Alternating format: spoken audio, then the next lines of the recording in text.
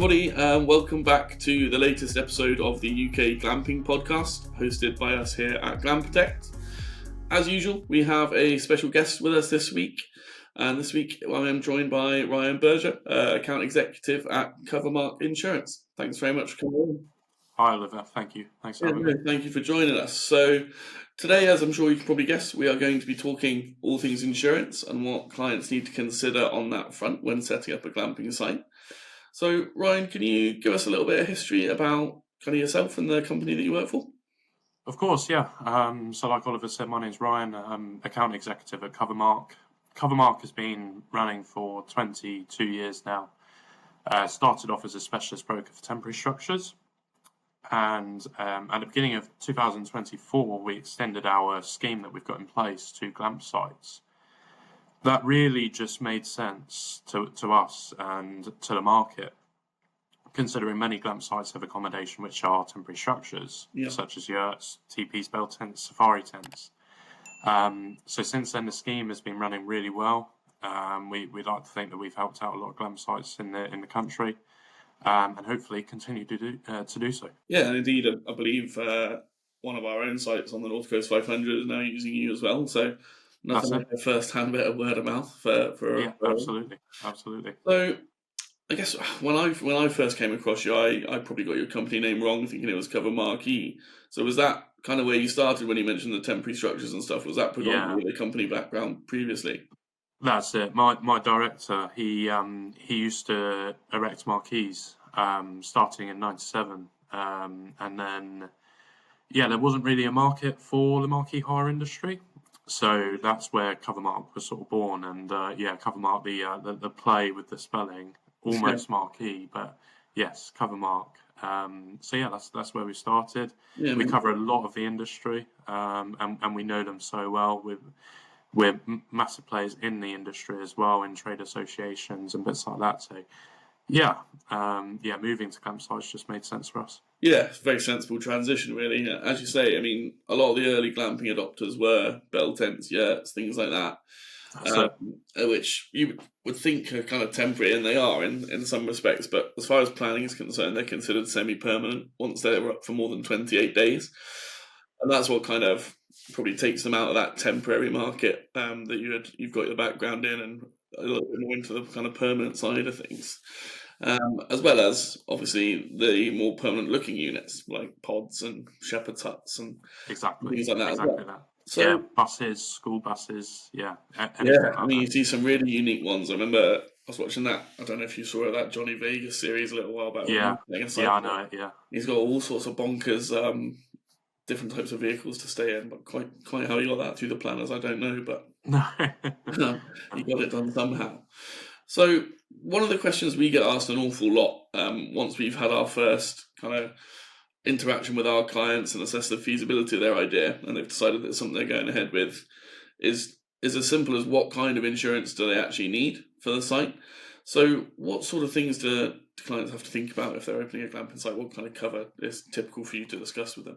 So of course it's very much dependent on their setup and how big they are. Obviously for you, you're looking at the where they're starting, but how big the setup may be, or how big they're looking to get. But typically at the start, you'd see a requirement for public liability and property. Obviously, property is quite broad, but covering the structures themselves, the pods, anything around there, and the contents within them. Mm-hmm. It's very much a common sense and necessity to cover personal injury or third-party property. Yeah, I would have thought that was a basic legal requirement. I'm quite surprised you say that's not. Yeah, there's only a few industries that do require it. Legally, like a horse riding business, they do. It surprised me as well when I first learned. We also cover employer's liability and business interruption. Employer's liability is a requirement, but obviously when you've got employees. And then business interruption will cover if the site were to flood and you'd be unable to trade for 12 months, for example. That would get you back on your feet. Yeah, even that kind of thing they wouldn't think about until you actually kind of presented with it, Yeah, that's it. The main ones are public liability and property. They're the ones we see most of the time. but then we can extend to the others if needs be. And are there any like unique variances depending on what kind of structures they have? Like, do bell tent sites require something different to log cabins, or is it fairly similar across the market? It's fairly similar across the market. In a vague answer, no, there isn't really a requirement or different requirements per structure. However, it depends on, again, the setup within them. If you've got a stove, a gas stove, you need to make sure you've got carbon monoxide detectors. Right.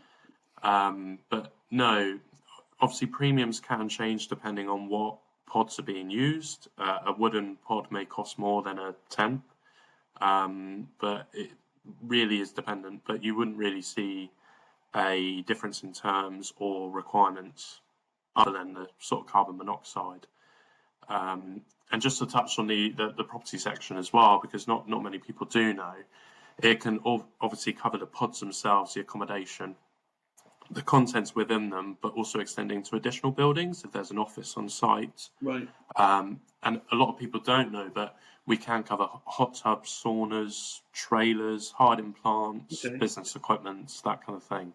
Yeah, well, that's quite common with our clients. Certainly, hot tubs and things like that are very prevalent across the industry. But yeah, a lot of people will have either a kind of welcome building or reception building, or perhaps a communal area where they can go and, I don't know, play table tennis or have a fire pit or things like that. So it's quite common that there'll be buildings other than just where they're sleeping. So that's good to know that they're covered as well. So what we're seeing as a real kind of trend emerging in the market at the moment is clients are trying to establish a USP for their site. So they'll offer alternative things to do in buildings like that, like it might be cookery courses, or it might be that they've got a fishing lake on site, or animal petting, whatever it might be. What do clients generally have to do to kind of mitigate these sort of hazards? Are there any requirements for putting signage up, for example, that come hand in hand with these policies, or are there any kind of T's and C's that are commonly related? So generally, hazards are more relevant to children. So in an ideal world, of course, you'd have an adult-only glamp site, but obviously that restricts your business. So we completely appreciate that, and we really like to think that we look at hazards and the business itself in a common sense approach, which you wouldn't really get with a common policy. So the best thing really is to be fully aware of the hazards around as a company and fence them off, or put up signage for no swimming or fishing in a lake, for example. Yeah. Young kids, obviously, they may not be able to read the signs, or they can't be relied on to read them or take heed. So kids must be supervised by suitable adults at all times, and that must be in your T's and C's, really. And at any parks, drops, or lakes. Drops are a big one, and you usually really see them in tree houses or something like that. But there can, of course, be a drop where you've got pods that are on a hill. That can be a drop. The balcony, the verandas, things like that. Yeah. Yeah, absolutely. So we just like to really see a sense of risk management, being aware of what can cause an insurance claim. And like I said, we do look at things with a common sense approach and really assess the area. But it's really about the operators themselves and whether they are aware of the risks and how they can handle it. Of course, makes sense. So on the subject of assessing the area, and clearly obviously premiums are going to vary, as you mentioned, depending on the risks on site. How does that work with you guys? How do clients initially get in touch? What's that process look like when they first contact you? So the first thing that we really ask for is just a call into the office. That means that we can first assess your needs and really understand the company. And then we just decide on which direction to go. Covermark and our unique selling point really is that we'll pick up the phone in 3 rings. I mean, I do it quicker, and we try to do it quicker, but 3 rings is much better than what you'll find elsewhere. Yeah, without a doubt. Yeah, that's it. And we're a small team. We're really friendly, really helpful, and we understand the industry. So we're able to answer questions, even if you're not insured with us. We'll help as much as we can. So Our office line is 01962 774421. Perfect. I'll put that in the episode description for anyone that didn't quite catch that. So just have a little look in the details, and we'll make sure you can. Perfect. And feel free to email me on ryan@covermark.com. I'll answer same day, nice and easy. Any questions you have. Okay, fantastic. Lovely to hear that you're willing to talk to anybody. We're cut from the same cloth in that respect, and that we quite often have fairly lengthy kind of advisory calls before we've necessarily actually done business with clients. Yeah.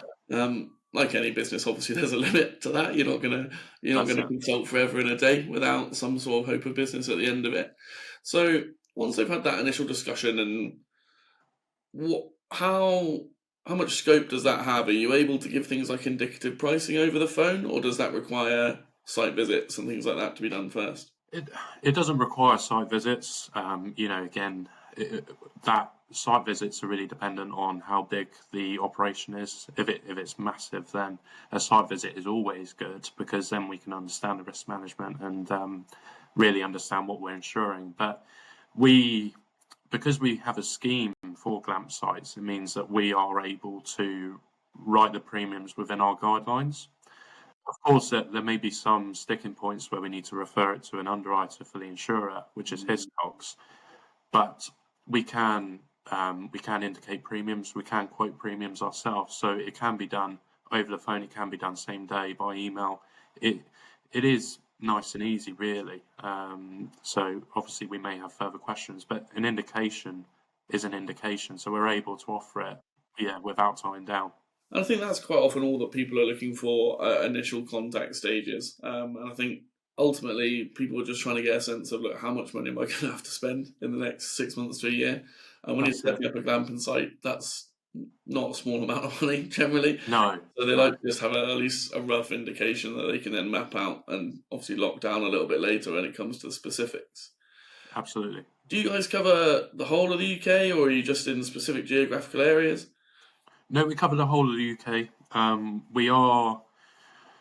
We are trying to look at Republic of Ireland as well. It's not the easiest thing to do, but we can do the whole of the UK, all the way up to Northern Ireland, Scotland.